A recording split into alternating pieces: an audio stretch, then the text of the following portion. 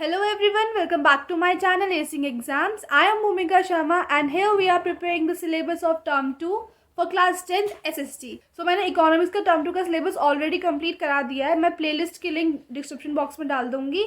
और इस वीडियो में हम कर रहे हैं अपना नेशनलिज्म इन इंडिया का चैप्टर का एंड पार्ट. ऑलरेडी मैंने इसके 3 पार्ट्स अपने चैनल पे पढ़ाए हुए हैं, तो आप उनको जाके देख सकते हैं. और उन तीनों पार्ट्स की लिंक मेरे डिस्क्रिप्शन बॉक्स में है. So kindly go and check them. So if you like my teaching methods, kindly like the video, subscribe to my channel and also hit the bell icon so that you never miss any update. So without any further delay, let's get into the video.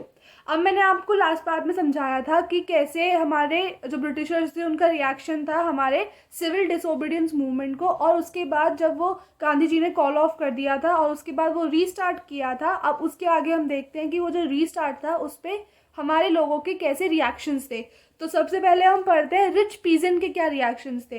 तो जो rich peasants थे वो 2 जगह के ही थे हमारे पास, राजस्थान के पटीदार्स और यूपी के जाट्स. तो ये लोग जो थे ये कमर्शियल क्रॉप्स ग्रो करते थे और इनका जीडीपी काफ़ी लो हो गया था और इनकी इनकम इस वजह से बहुत ज़्यादा कम हो गई थी, जिसकी वजह से ये रेवेन्यू नहीं पे कर पा रहे थे. इसलिए इन्होंने पिछले वाले सिविल डिसोबीडियंस मूवमेंट को सपोर्ट किया था, क्योंकि इनके लिए स्वराज का मतलब है कि इनको कोई भी रेवेन्यू पे ना करना पड़े. तो यहाँ पे सबके अपने अलग अलग डेफिनेशंस होती हैं स्वराज की तरफ, और इनकी क्या थी कि इनको कोई भी रेवेन्यू पे ना करना पड़े. पर उसके बाद जब civil disobedience movement call off भी हुआ और इनकी जो विशेष थी वो फुलफिल भी नहीं हो पाई, जिस वजह से जब ये रीस्टार्ट हुआ तो उसका मोमेंटम लूज हुआ. किस वजह से? क्योंकि रिच पीजेंट्स ने उसे सपोर्ट किया ही नहीं ड्यू टू देयर डिसअपॉइंटमेंट. तो अब हम बात करते हैं पुअर पीजेंट्स की. तो जो पुअर पीजेंट्स थे उनके लिए स्वराज की डेफिनेशन ये थी कि उनको रेंट पे ना करना पड़े. लेकिन जो कांग्रेस थी उन्होंने कभी भी पुअर पीजेंट्स को सपोर्ट ही नहीं किया, क्योंकि वो माइनॉरिटी पुअर क्लासेस से बिलोंग करते थे. उन्होंने किसको सपोर्ट किया? हमेशा बिजनेस क्लासेस को. अब since I have mention the term business classes, let me talk about it in detail. So जो बिजनेस क्लासेस थी इनकी जो प्रॉब्लम थी वो क्या थी कि पहली बात तो ये बहुत ज़्यादा रिच थे, ठीक है, पर इनको एक प्रॉब्लम फेस करनी पड़ती थी. वो क्या थी कि इन ब्रिटिश पॉलिसीज़ इनमें बहुत ज़्यादा इंटरफेयर करती थी इनके ट्रेड एंड ऑल में. तो सिंस वो ब्रिटिश पॉलिसीज़ हैं तो what we will call it colonial policies. तो वो यही चाहते थे कि ये जो कॉलोनियल पॉलिसीज़ है इनका कोई भी इंटरफेरेंस ना हो उनके अंदर, और जो ट्रेड बैरियर्स हो वो हट जाएँ ताकि वो ईजिली ट्रेड इम्पोर्ट और एक्सपोर्ट करा के अपना करा सके. अब इन्होंने इसी पर्टिकुलर के लिए 2 फेडरेशंस बनाई थी, Indian industrial and commercial congress और the federation of India chamber of commercial industries. और ये कब बनाई थी? 1920 में. और इनके लिए स्वराज की डेफिनेशन क्या थी कि कॉलोनियल रिस्ट्रिक्शंस हट जाएं और ट्रेड बैरियर्स जो थे वो भी कम हो जाएं. और ये जो सीडीएम को फाइनेंशियली सपोर्ट करते थे. क्यों? क्योंकि ये लोग काफ़ी रिच होते थे और इनको लगता था कि अगर ये सीडीएम को सपोर्ट करेंगे तो इनकी जो स्वराज की डेफिनेशन है वो फुलफिल हो जाएगी. Now let's talk about industrial working classes. तो सारी रीजन्स के इंडस्ट्रियल वर्कर्स जो थे उन्होंने पार्टिसिपेट नहीं किया सीडीएम में. केवल नागपुर के जो वर्कर्स थे उन्होंने पार्टिसिपेट किया था, क्योंकि वहाँ पे गांधीयन आइडियाज़ को बहुत ज़्यादा फॉलो किया जाता था.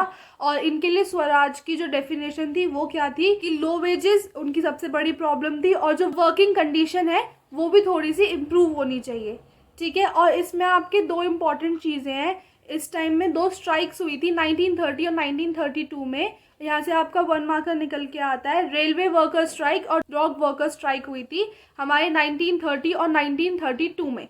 और 1930 में उन्होंने प्रोटेस्ट किया था bye wearing Gandhi's cap.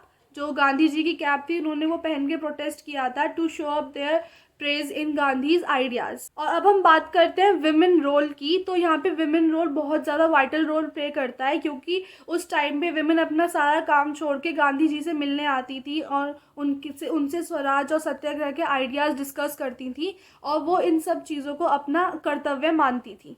Okay, so now let's talk about limitations of CDM की. जो सीडीएम थे इसके क्रिटिक्स क्या क्या थे. तो जो कांग्रेस थी वो केवल हाई क्लास लोगों को सपोर्ट करती थी. ये मैंने आपको बताया था कि वो पुअर पीजेंट्स को बिल्कुल सपोर्ट नहीं करती थी.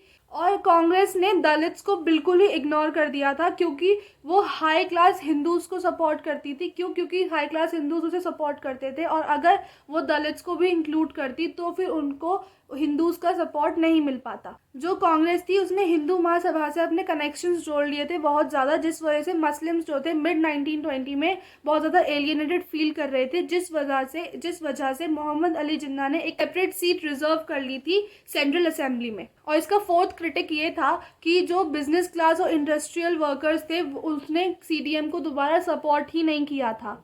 और जो फिफ्थ क्रिटिक इसका ये है कि जो कांग्रेस थी वो बिजनेस क्लासेस को बहुत ज़्यादा सपोर्ट करती थी। क्यों? क्योंकि वो लोग इनको फंड करते थे, लाइक वो इनको फाइनेंशियल हेल्प करते थे। अब हम बात करते हैं अपने पूना पैक्ट, जो कि सितंबर 1932 में साइन हुआ था। ये one of the most important topics of this chapter है आपका, so kindly studied very well. इससे बहुत ज़्यादा क्वेश्चंस आते हैं एग्जाम में। सो अब हुआ क्या था, तो डॉक्टर भीमराव अंबेडकर थे हमारे, उन्होंने दलित्स के लिए डिप्रेस्ड क्लास एसोसिएशन बनाई थी, जिसमें उन्होंने ब्रिटिशर से डिमांड की थी कि दलित्स के लिए एक सेपरेट इलेक्टोरेट बनना चाहिए। और ब्रिटिश ने वो डिमांड एक्सेप्ट भी कर ली थी। और इसका एक्सेप्टेंस देखने के बाद गांधी जी ने ये प्रण लिया था कि मैं फास्ट अंटिल डेथ, यानी मैं भूख हड़ताल करूँगा अपने मरने तक। गांधी जी ने ऐसा क्यों किया था? क्योंकि वो देश में यूनिटी चाहते थे, और अगर दलित्स के लिए सेपरेट इलेक्टोरेट बन जाता तो ये यूनिटी बहुत ज़्यादा सफ़र करती। अब भीमराव अंबेडकर गांधी जी को ऐसे नहीं छोड़ सकते थे भूख हड़ताल पे, तो उनको गांधी जी की बात माननी पड़ी। पर उन्होंने उनकी बात कुछ कंडीशंस पे मानी थी, और वो कंडीशंस को क्या नाम दिया गया? पूना पैक्ट। और जो कि कब साइन हुआ था? सितंबर 1932 में। अब वो कंडीशंस क्या थी? वो मान गए थे कि ठीक है, मैं सेपरेट इलेक्टोरेट डिमांड नहीं करता हूँ, लेकिन जो जनरल इलेक्टोरेट्स हैं उसमें ही रिजर्व सीट्स होंगी दलित्स के लिए in provincial and in central council elections. तो वो पूना पैक्ट साइन हुआ, और आज भी हमारे दलित्स के लिए रिजर्व सीट्स होती हैं। और रिजर्वेशन तो आपने कई चीज़ों में देखा होगा, एजुकेशन से लेके पॉलिटिक्स में, हर चीज़ में अब हमारे जो OBCs और SC STs हैं उनके लिए रिजर्वेशन होता ही होता है। तो अब हम बात करते हैं अपने इस चैप्टर के लास्ट टॉपिक की, जो कि है the sense of collective belongingness. अब ये जो यूनिटी, ये जो हमारा नेशनलिज्म की भावना है, इसके क्या क्या रीजंस थे? जो नेशनलिज्म इन इंडिया हुआ उसके क्या क्या रीजंस थे? तो उसके सर्टेन रीजंस हम पढ़ते हैं। पहला था यूनाइटेड स्ट्रगल। अब ये यूनाइटेड स्ट्रगल कैसे? आप सब देख रहे हैं कि सबको जो है ब्रिटिशर्स के रेवेन्यू, ट्रेड, किसी को उसके लॉज, किसी को उसकी पॉलिसीज, इन सब चीज़ों से प्रॉब्लम थी। यानी सबका मेन मोटिव ये था कि ब्रिटिशर्स भारत छोड़ के जाएं। तो ये यूनाइटेड स्ट्रगल था, क्योंकि उनका मेन मोटिव सेम था बिल्कुल। तो जो उनके स्ट्रगल थी फ्रीडम के लिए वो यूनाइटेड थी। And number 2 is history, fiction, song, story, symbol. अब ये जो हिस्ट्री थी हमारे नेशनलिज्म की, और सॉन्ग्स गाए जाते थे, स्टोरीज सुनाई जाती थी, फिक्शंस लिखे जाते थे, इन सब चीज़ों ने हमारे नेशनलिज्म को अमंग द पीपल बहुत ज़्यादा बूस्टअप कर दिया। ओके, नाउ नेक्स्ट इज, अब भारत माता की एक इमेज बनाई गई। आप अपनी NCERT टेक्स्ट बुक्स में देखिएगा, भारत माता की एक इमेज बनाई हुई है। ये बंकिम चंद्र चट्टोपाध्याय ने बनाई थी ना 1870 में, और ये वही है जिन्होंने वंदे मातरम भी लिखा था। ठीक है, नेक्स्ट इज फोकलॉर्स। अब फोकलॉर्स क्या होते हैं? जो गाथाएं सुनाई जाती हैं। तो जो हमारे फेमस पीपल थे उनकी गाथाएं सुनाई जाती थी, जैसे कि हमारे गांधी जी थे, तो उनका जो स्ट्रगल था फ्रीडम के लिए, एक बहुत ही रिमार्केबल हिस्ट्री है हमारे लिए। तो उनकी अब गाथाएं सुनाई जाती थी, सॉन्ग्स, और ये सब गाथाएं जो थी रिकॉर्ड करके शेयर की जाती थी। तो इस वजह से जो नेशनलिज्म था वो बहुत ज़्यादा बूस्टअप होने लगा अमंग्स द पीपल। और last but not the least, री इंटरप्रिटेशन ऑफ हिस्ट्री। अब हुआ क्या था, ये जो अंग्रेज थे इनके नज़र में हिंदू बिल्कुल ऐसे हो गए थे कि like we can not do anything. तो अब हमें उनको री इंटरप्रिटेट, हमें उनको याद दिलाने की ज़रूरत थी कि भारत कभी एक सोने की चिड़िया के नाम से जाना जाता था, और भारत की एक बहुत ही रिमार्केबल हिस्ट्री रह चुकी है, जो कि रुइन हुई थी ब्रिटिशर्स के आने पे। Thanks for watching. Now the chapter nationalism in India is ended here, and I hope you get all the points very clearly. I have explained the full chapter in a very simple and detailed manner. So like the video and stay tuned till my next video. Bye bye.